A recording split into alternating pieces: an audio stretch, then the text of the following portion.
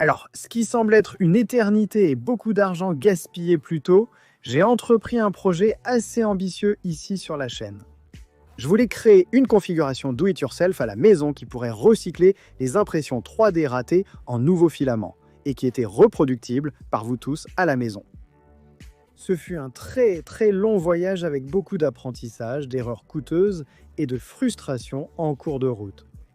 Mais j'ai finalement quelque chose à montrer pour cela. C'est vrai, ces choses ne sont pas si impressionnantes, donc je devrais mieux expliquer. Ces impressions 3D sont faites entièrement à partir d'impressions 3D ratées, de supports, de lignes de purge et de choses comme ça, que j'ai moi-même broyées ici, sans aucun additif, sans aucun matériau vierge, et comme vous pouvez le voir, elles ne sont pas si mal. Dans cette vidéo, nous aborderons le chemin parcouru pour en arriver là, les leçons apprises en route, et si cela vaut la peine pour vous de reproduire mon installation chez vous. Si vous êtes nouveau ici, cette chaîne est dédiée à vous aider à tirer le meilleur parti de l'impression 3D, avec des actualités, des nouveaux produits, des tutoriels et des projets Bashawinfu. Donc si vous aimez l'impression 3D et que vous voulez en savoir plus à ce sujet, n'oubliez pas d'appuyer sur le bouton d'abonnement. D'accord, allons-y. Pour une petite révision rapide, permettez-moi de vous rappeler où nous en étions la dernière fois. N'hésitez pas à utiliser les chapitres ci-dessous si cela ne vous intéresse pas. Dans la dernière vidéo de la série, j'étais un peu à un point bas quand nous avons arrêté. J'avais récemment laissé tomber le moteur 2 fois. J'avais plié l'arbre d'entraînement en serrant les choses, sans les aligner parfaitement, et bien que le montage fonctionnait, il était définitivement endommagé. De plus, mes granulés étaient beaucoup trop gros pour être réellement extrudés en filaments utilisables. Donc, bien que je ne veuille pas gaspiller plus de votre temps ou revivre plus de mon traumatisme en racontant chaque détail sanglant de ce qu'il a fallu pour corriger mes erreurs et me remettre sur la bonne voie, voici le résumé de haut niveau. Un nouveau soit du bazar, soit de PCBWay. Ce serait moins cher de simplement commander un nouveau soit du bazar, soit de PCBWay. Obtenir un nouveau. Mais cela s'est avéré trop fastidieux et ennuyeux sans une perceuse à colonne, alors j'ai aussi commandé cela chez PCBWay pendant ce temps. J'ai passé des semaines à courir après des fournisseurs de composants industriels qui ne voulaient pas me vendre de pièces, en essayant de trouver quelqu'un qui avait des accouplements à mâchoire courbée en stock dans les diamètres dont j'avais besoin. J'ai commandé seulement 2 sur les 3 que j'ai commandés, sont finalement arrivés. J'ai fini par trouver quelqu'un, mais ils m'ont dit que je devais attendre 2 mois et dépenser des centaines et des centaines de dollars pour faire livrer tous les composants ici chez moi en Israël, et enfin j'avais les 3 composants dont j'avais besoin pour tout connecter. Une fois les pièces reçues, il était temps de finir l'assemblage. Plutôt que d'essayer de trouver un fournisseur ailleurs, dans le monde. En fait, je pense honnêtement que si j'avais simplement pris le Conception assisté par ordinateur, des accouplements à mâchoire courbée sur le site web de Lovejoy et que je les avais ensuite téléchargés sur PCBWay pour les faire usiner sur mesure, cela aurait probablement coûté à peu près le même prix, sauf que j'aurais pu éviter la période d'attente de 2 mois. De toute façon, avec toutes les pièces enfin en main, il a été vraiment rapide et facile de remonter les choses. J'ai dû percer de nouveaux trous de montage et déplacer des choses sur le cadre, car l'ajout des accouplements a en fait modifié la distance entre le moteur et l'engrenage Massey. Mais cela en vaut la peine. L'ajout des accouplements à mâchoire courbe, comme certains d'entre vous ont essayé de me prévenir dans les commentaires de mes 2 premières vidéos, élimine le besoin d'alignement parfait et me protège contre les dommages du nouvel arbre de transmission. Et cela réduit également les vibrations et toutes sortes d'autres choses étranges. J'ai également dû meuler l'ancien Tamis et le remplacer par le nouveau de 4 mm et demi. Mais après avoir reconstruit et construit et reconstruit cette chose une centaine de fois au cours des 6 derniers mois, rien de tout cela n'était vraiment si difficile. Une fois la partie mécanique terminée, il était temps de le câbler et de le démarrer. Ici, une fois de plus, j'ai fait appel à l'aide de mon électricien devenu ami personnel, Mohamed, qui a passé la majeure partie de la journée, merci Mohamed, à m'aider à comprendre comment câbler les choses et programmer le variateur de fréquence de telle manière que nous puissions obtenir le maximum de puissance du moteur, compte tenu de l'électricité que nous avons ici, tout en même temps. Étant utilisable en avant, en arrière, avec un interrupteur d'arrêt d'urgence. Parce que, comme nous l'avons appris dans la dernière vidéo, quand vous avez un moteur aussi puissant, vous voulez vraiment un arrêt d'urgence, pas un arrêt en douceur. Cela signifiait suivre un cours accéléré sur le câblage delta versus triangle, la programmation VFD. Et laissez-moi vous dire que je suis très content d'avoir passé la majeure partie d'une décennie avant cela à enseigner des techniques d'apprentissage accéléré. Parce que entre la compréhension de la soudure des systèmes de mouvement industriels et des accouplements, et toutes les différentes de choses et composants électriques que je devrais comprendre juste pour faire fonctionner ce projet. J'ai vraiment mis à profit bon nombre de ces techniques. Comme vous pouvez le voir, les interrupteurs que j'ai obtenus étaient en fait les mauvais, et j'attends toujours les bons pour que je puisse correctement câbler les interrupteurs avant et arrière. Mais je suis heureux de signaler qu'au moins du côté électrique, tout fonctionne grâce au variateur de fréquence et à l'interrupteur temporaire que j'avais sous la main. Je peux démarrer, arrêter et inverser le moteur, et même sélectionner la vitesse avec le cadran. Cela dit, ce n'a pas été une navigation en douceur, en fait, faire fonctionner toute cette configuration jusqu'à ce que je puisse réellement imprimer le filament. Et j'ai passé plus d'1 mois à résoudre des bugs et des problèmes. Maintenant, je ne vais pas vous ennuyer avec tous les détails sordides. Honnêtement, je ne veux pas revivre tout cela moi-même, mais je veux documenter une partie de cela, car comme je l'ai dit, l'idée derrière ce projet est que quelqu'un devrait pouvoir utiliser ces vidéos comme au moins une ressource utile pour construire sa propre version de cette construction. Alors tout d'abord, il y a eu toutes sortes de problèmes avec le broyeur. Notamment, il a commencé à chauffer d'un côté, ce qui fait ensuite fondre le plastique, et cela bloque complètement la machine. Maintenant, cela limite sévèrement la quantité de plastique que je peux réellement traiter en une seule session, sans attendre qu'il refroidisse. Ce qui est dommage car le cycle de travail du moteur que j'ai acheté est tel que je devrais pouvoir déchiqueter pendant littéralement des heures et des heures si je le souhaite. J'ai creusé ma tête pour essayer de comprendre ce qui pourrait causer cette friction, mais je suis en fait assez sûr d'avoir trouvé la solution. Donc en gros, lorsque j'aligne les lames et que je définis le motif, je les installe en fait en une spirale continue. Ce qui fait que tout le matériel est déplacé vers un côté du déchiqueteur. Cela ne serait pas si grave si les trous étaient plus grands, car le matériel tomberait alors à travers en se dirigeant vers l'autre extrémité du déchiqueteur. Mais j'ai aussi, comme vous vous en souviendrez, échangé le tamis pour un de 4,5 mm. Ainsi, le matériel est poussé puis déchiqueté à plusieurs reprises, ce qui provoque des frottements. Le frottement provoque de la chaleur. La chaleur fait fondre le matériau qui colle ensuite aux lames et crée ainsi ce cycle. Donc, chaque fois que j'aurai réellement le temps après avoir enregistré cette vidéo, je devrais démonter toute la partie de l'arbre de transmission du broyeur, réaligner les lames dans un meilleur motif, puis tout remonter pour la 100e fois. Mais je ne suis pas vraiment sûr de quel est le meilleur motif des lames. Devrais-je le faire au hasard, ou peut-être en 5 qui attire le matériel au milieu du broyeur, ou peut-être un 5 qui le répartit réellement vers les deux bords opposés et divise le matériel? Si l'un d'entre vous sait réellement quelle est la meilleure façon de faire les lames dans ce scénario, ou si vous avez d'autres idées sur ce qui pourrait réellement causer cette chaleur, n'hésitez pas à me laisser un commentaire ci-dessous. L'autre problème majeur que j'avais était simplement avec l'extrudeuse. J'ai réellement passé littéralement des heures et des heures sur plusieurs jours à essayer de régler le diamètre de mon filament pour qu'il soit juste à un point 75 mm. Et je tombais toujours à court.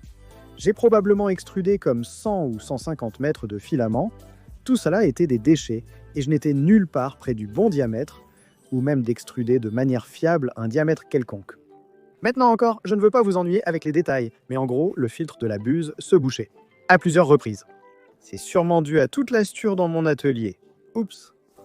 Aussi, j'ai peut-être renversé un peu de la régénération grise sur le sol, et ensuite, ne voulant pas la gaspiller, je l'ai un peu balayée pour la remettre dans le bac.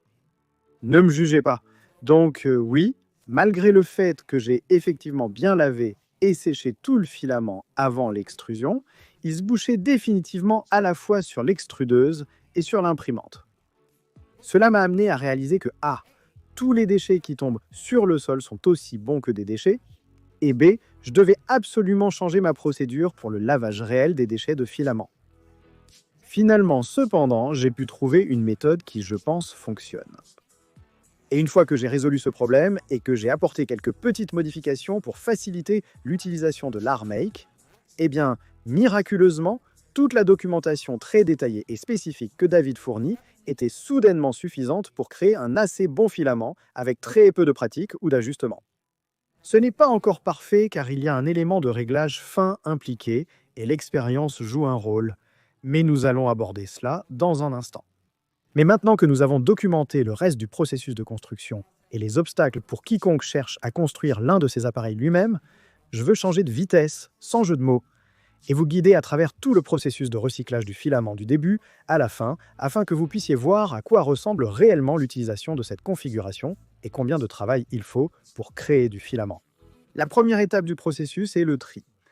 De toute évidence, nous devons trier méticuleusement nos matériaux, en veillant à ne pas avoir même un tout petit peu de PETG ou ABS ou autre chose que du PLA avec notre PLA, et bien sûr vice-versa. En fait, c'est tellement important, et la difficulté de nettoyer parfaitement tout l'équipement est si significative que j'ai personnellement décidé, à un moment donné, que cela ne valait tout simplement pas la peine, ou dans le cas de l'ABS, inhaler les fumées, et j'ai juste décidé que je ne voulais recycler que du plat avec mon installation. Oui, vous pouvez nettoyer le broyeur et l'extrudeuse, mais puisque 90% de mes déchets sont du plat de toute façon, et puisque l'ABS est vraiment malsain à respirer en si grande quantité, je me sens en fait assez à l'aise de ne pas même recycler ces autres matériaux. En plus du tri par matériaux, vous devriez également trier par couleur, à moins que vous ne vouliez fabriquer que du filament brun grisâtre. Personnellement, parce que je voulais économiser sur les bacs qui prenaient tant de place dans mon studio, j'ai en fait commencé par trier en groupe de couleurs. Et je voulais voir si je pouvais, disons, faire de l'orange à partir du rouge et du jaune. Mais si vous voulez avoir plus de granularité, vous comprenez? Granulaire? Pour contrôler les couleurs que vous produisez, il est vraiment préférable de trier les couleurs très strictement. Après tout, une fois que vous l'avez broyé, vous pouvez facilement stocker le broyat dans de petits sacs sous vide qui économisent de l'espace, et vous pouvez toujours mélanger différentes couleurs de broyat plus tard. Mais une fois que vous avez broyé du violet avec du bleu, il y reste pour de bon, et avec une configuration aussi compacte, vous verrez certainement l'effet dans votre filament, que cela vous plaise ou non.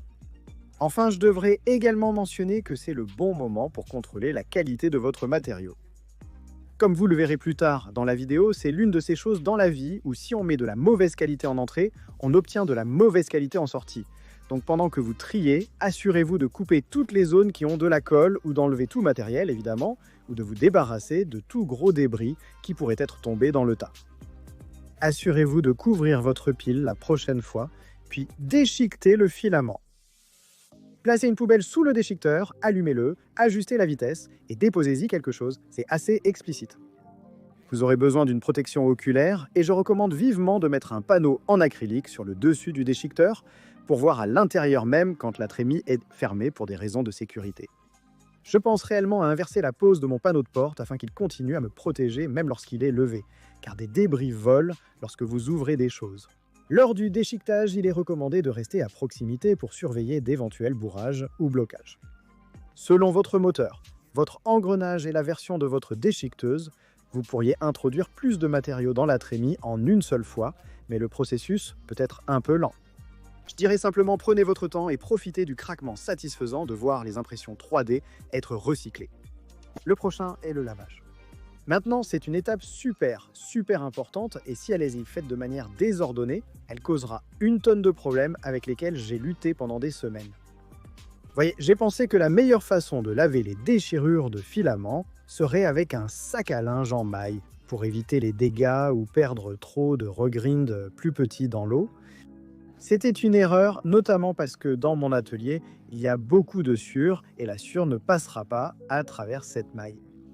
C'est pourquoi mon prochain essai après avoir terminé cet enregistrement consistera à laver réellement les déchirures dans un seau sans aucune forme de maille pour voir combien, le cas échéant, je perds. Si cela ne fonctionne pas, je vais devoir imprimer ou fabriquer une sorte de tamis différent ou peut-être un filtre avec des trous assez petits pour laisser sortir des particules de sueur et des choses comme ça, tout en gardant la plupart des déchirures de filaments à l'intérieur, car comme vous pouvez le voir, l'étape de lavage est vraiment très importante. Du moins, si vous êtes comme moi et que vous stockez des choses à l'air libre dans un atelier extrêmement poussiéreux pendant plus d'1 an. Ensuite, il est temps de sécher. De toute évidence, vous ne pouvez pas extruder un filament trempé. Mais même si vous n'aviez pas besoin de laver vos déchirures de filaments parce que, d'une manière ou d'une autre, votre matière première était parfaitement sans poussière, descendez de votre haut cheval, vous devrez éliminer l'humidité de l'intérieur du filament lui-même. Si vous ne le faites pas, vous obtiendrez un filament et des impressions pleins de bulles et horribles. Malheureusement, la plupart des séchoirs commerciaux disponibles sont trop petits ou tout simplement pas correctement configurés pour faire cela sans que les déchirures ne se répandent partout. Donc, bien que j'ai expérimenté l'idée d'améliorer un séchoir pour sécher le regrind, j'ai réalisé qu'il est tout simplement moins cher et plus facile de trouver un four ou un four grille-pain d'occasion et de simplement y mettre le filament pendant 4 à 6 heures à une température interne de 40 à 60 degrés. Rappelez-vous, la température interne ne signifie pas nécessairement la même chose que la température indiquée par le cadran. N'oubliez pas de remuer de temps en temps pour vous assurer que tout le tas sèche, mais ne soyez pas un idiot comme moi et faites cela sans porter de gants de four parce que vous voulez avoir une idée de sa sécheresse.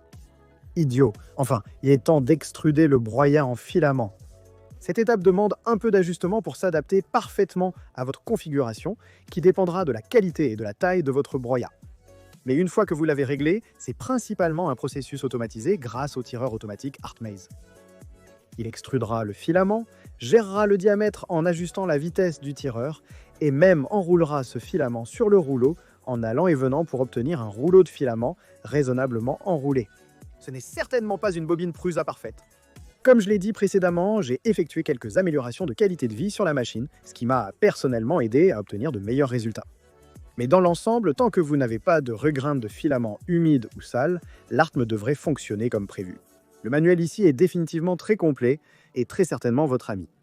Et au fait, croyez-moi, si vous rencontrez des problèmes majeurs, pas de petits réglages et ajustements, le problème n'est probablement pas la façon dont vous avez construit l'ArtMare ou même vos paramètres sur l'ArtMare, probablement la qualité du matériel entrant. Du moins, c'était le cas pour moi. Nous avons maintenant un filament prêt à imprimer. Alors, comment se déroule l'impression ? La plus grande question dans l'esprit de tout le monde, à ce stade, est probablement combien tout cela a coûté. Et nous y arriverons dans une seconde. Mais la deuxième question la plus importante est de savoir à quel point ce filament est-il réellement bon. Jusqu'à présent, honnêtement, plutôt bon. Comme mentionné à maintes reprises, je suis en train de régler les problèmes avec le broyeur et l'extrudeuse. Et je voulais sortir une vidéo pour vous mettre tous à jour avant de tout démonter et de commencer à tout reconstruire. Donc en réalité, je n'ai pas beaucoup de matière que j'ai eu le temps d'extruder pour jouer avec. Mais jusqu'à présent, je suis plutôt satisfait. Le filament gris que j'ai fabriqué plus tôt s'est beaucoup bouché sur l'extrudeuse et l'imprimante. Mais comme je l'ai mentionné, c'était avant que je ne prenne toutes les précautions et les processus de nettoyage aussi sérieusement que je l'aurais dû. Le filament bleu n'est toujours pas parfait. Comme vous pouvez le voir, il y a quelques petites zones où il y a soit des blocages, soit une sous-extrusion, mais dans l'ensemble, j'en suis assez satisfait. Et je suis assez confiant qu'avec seulement quelques heures de plus de réglage et d'expérience, je vais pouvoir obtenir ceci dans les tolérances normales d'un filament acheté en magasin de bonne qualité. Quant à la couleur, j'aime vraiment beaucoup les transitions, mais j'aurais aimé les avoir faites plus délibérément. Comme je l'ai dit précédemment, je vais trier mes tas de déchets en couleurs beaucoup plus granulaires et spécifiques plutôt qu'en grands groupes de couleurs. Et ensuite, dans un TSI, je mettrai ceci dans des sacs sous vide individuels afin que je puisse choisir entre une couleur très homogène comme le bleu ou créer mon propre filament dégradé si je le souhaite. Je suis toujours curieux cependant, que se passerait-il si je mélangeais par exemple du rouge et du jaune ou du bleu et du rouge ?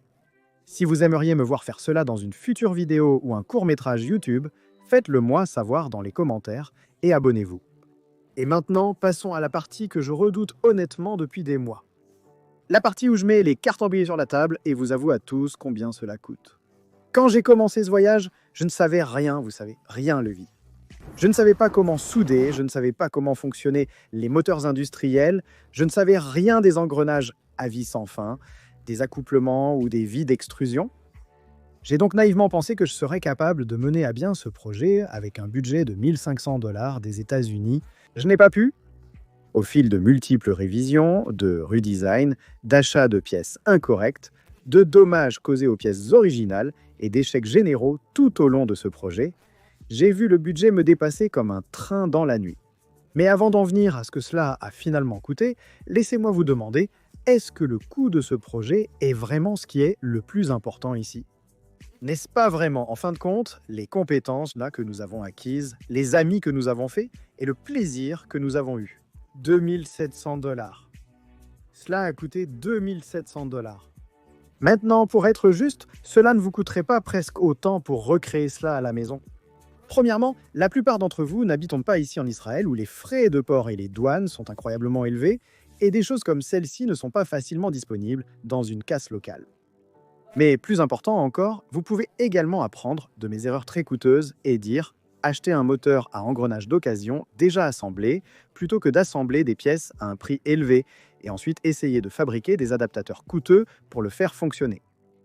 Vous pouvez sauter les multiples itérations où j'ai essayé des choses que les gens dans les commentaires YouTube m'ont littéralement averti que cela ne fonctionnerait jamais. Et vous pouvez vous épargner le mal de tête d'avoir à refaire des pièces lorsque vous les détruisez, parce que pourquoi écouteriez-vous quelqu'un dans les commentaires YouTube qui sait clairement plus que vous? Je vais en fait télécharger un tableau sur Patreon pour mes supporters et les membres de YouTube avec des liens et des notes, des recommandations et toutes sortes de hauts, et j'y ai ressorti toutes sortes de choses que vous pourriez utiliser pour calculer et planifier votre propre construction. Et je prévois de faire une vidéo beaucoup plus longue pour les membres et les mécènes où je passerai en revue chaque composant, les pièges potentiels, ce que vous devez savoir lors de l'achat ou de l'assemblage, et vraiment vous donner toutes les informations que j'ai accumulées qui ne rentrent vraiment pas dans une vidéo YouTube et que l'algorithme ne récompensera certainement pas. Mais pour vous donner le fond de l'affaire, parce que je veux rendre cela accessible à tous et pas seulement aux membres, j'estimerais que vous seriez en mesure de construire votre propre version de mon installation sans toutes les erreurs et les tracas pour environ 2100. Et cela suppose que vous vivez quelque part aux États-Unis où vous ne paierez pas de droits de douane pour des choses comme le kit de déchiqueteuse. Donc oui, en termes de budget, j'ai échoué. Je veux dire, il y a certainement des endroits où vous pourriez réduire considérablement les coûts, comme se débarrasser du moteur et manivelle à la main. Et je détaillerai toutes les différentes manières dans la vidéo de vidage de cerveau dont vous pourriez réduire les coûts sans énormes sacrifices. Mais pour la personne moyenne, ces mesures d'économie vont rendre les choses beaucoup plus difficiles à long terme. Et vous allez courir un risque plus élevé d'endommager les choses, de ne pas avoir les performances que vous souhaitez. Vraiment tout dans ma liste de matériaux est déjà en quelque sorte le strict minimum que vous voudriez pour une utilisation confortable. Cependant, si vous considérez qu'un broyeur commercial coûte à peu près 2 fois ce que coûte toute mon installation, et si vous considérez que des configurations complètes de filaments d'impression 3D prêtes à l'emploi comme Filabot commencent littéralement à 10 fois le coût de mon projet, je dirais toujours que ce projet a été un succès assez massif. C'est donc ce que coûte la construction d'un. La question maintenant est, devriez-vous en construire un? Maintenant, avant de faire une danse de célébration, rappelons-nous l'objectif original, grand, audacieux et audacieux de ce projet. Je ne voulais pas simplement créer une installation qui recyclerait mon propre filament ou celui de ma communauté, je voulais créer une installation qui soit facile, abordable, répétable et suffisamment fiable pour que beaucoup d'entre vous, à la maison, soient capables et inspirés pour recycler votre filament et celui de vos communautés locales également. Ai-je fait cela? Est-ce une installation que vous, chez vous, pouvez et devriez construire? Eh bien, je pense que cela dépend vraiment. Non. Je veux dire, probablement pas. Regardez, aussi tentant que ce soit de marquer ce projet comme un succès complet et de me féliciter d'avoir probablement créé un effet d'entraînement avec vous tous, je dois reconnaître l'effet simple. Une configuration comme celle-ci n'a pas de sens pour le passionné ou l'utilisateur moyen. Tout d'abord, il y a le coût. Pour récupérer votre argent sur cette configuration, vous devriez recycler environ 108 kg de PLA à un coût comparable de 20 $ par kilo, ou près de 200 kg si vous considérez que vous pouvez acheter en gros du filament pour environ 11 $ le kilo de nos jours. Oui, vous pourriez presque diviser par 2 le coût en manœuvrant manuellement le broyeur. Mais même dans ce cas, vous parlez de broyer à la main comme 50 ou 60 kg d'impression en 3D avant de récupérer votre investissement. Cependant, si vous avez un moteur ou un engrenage qui traîne et collecte de la poussière, ou si vous trouvez une affaire en or dans votre casse locale, alors tout à coup, l'économie commence à avoir beaucoup plus de sens financier. Mais encore, il y a le temps et l'énergie pour construire cette machine. Ne vous méprenez pas, si vous aimez faire des projets comme celui-ci et que vous aimez vous mettre au défi et que vous cherchez une excuse pour apprendre à souder, alors oui, cela a beaucoup de sens comme premier projet. Et franchement, je pense que parce que vous n'avez pas à le faire seul et à tout comprendre à partir de zéro comme je l'ai fait, vous pourriez probablement le faire en la moitié du temps, peut-être même moins. Mais c'est quand même pas mal de travail si tout ce que vous voulez faire, c'est recycler vos impressions 3D et revenir à l'impression. J'adore entreprendre de nouveaux projets comme celui-ci et acquérir de nouvelles compétences. J'ai toujours voulu apprendre à souder. Donc pour moi, c'était surtout une bonne expérience quand je ne faisais pas d'erreurs ou que je ne corrigeais pas mes erreurs. Mais enfin, il y a celui qui saute aux yeux. Le nouveau filament est juste trop bon marché. C'est pourquoi, même lorsque de grandes entreprises obtiennent gratuitement les matières premières pour les recycler, comme le fait Recycling Fabric, il est toujours plus coûteux de transformer les matériaux recyclés en filaments. Cela dit, l'argent n'est pas tout ici, et c'est un sens classique de ce que les économistes appellent une externalité. Il y a une valeur significative à sauver le plastique de la décharge. Il n'est donc pas juste de comparer les prix dollar pour dollar sans prendre cela en considération. Cela peut sembler ridicule, mais pour ceux d'entre nous qui sont plus proches de la nature, l'impact environnemental de cela est vraiment ce qui est attrayant. Je vais dire, personnellement, je vais être complètement honnête avec vous les gars.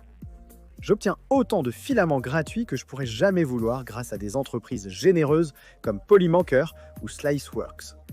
Et pourtant, j'ai quand même décidé que je voulais dépenser mon propre argent, des milliers de dollars, pour construire ce projet entier parce que je me soucie vraiment de réduire mes déchets et l'impact de mon impression 3D.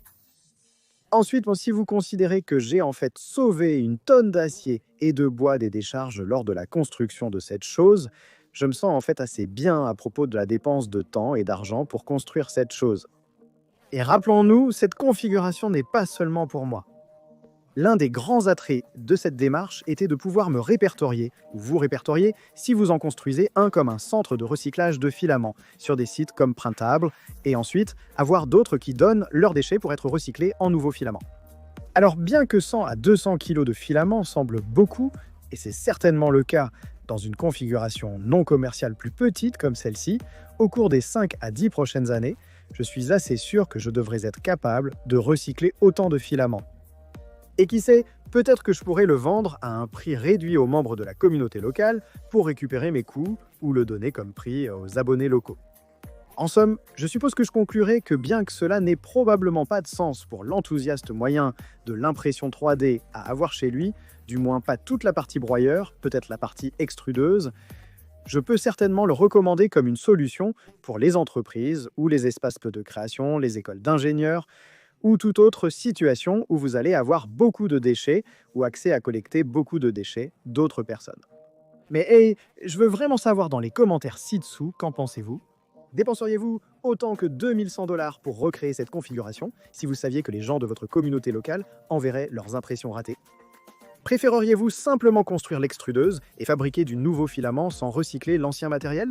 Partageriez-vous vos inquiétudes avec quelqu'un qui construirait une telle installation près de chez vous? Ou ai-je échoué lamentablement et gaspillé plus de 2000 $ dans un projet de nouveauté ridicule? Faites-le moi savoir. Voulez-vous toujours voir plus de vidéos où j'expérimente des choses comme le mélange de différentes couleurs, le test de la résistance des impressions recyclées par rapport aux nouvelles impressions de filaments, et répondre à toutes vos questions? Ou avez-vous un peu perdu d'intérêt pour plus de vidéos dans la série maintenant qu'il est révélé qu'elle dépasse tellement le budget? Je lis chaque commentaire et j'essaie de répondre à autant d'entre eux que possible, alors commencez à taper et je vous verrai en bas. C'est tout pour cette semaine, mais je vous reverrai tous à la prochaine couche.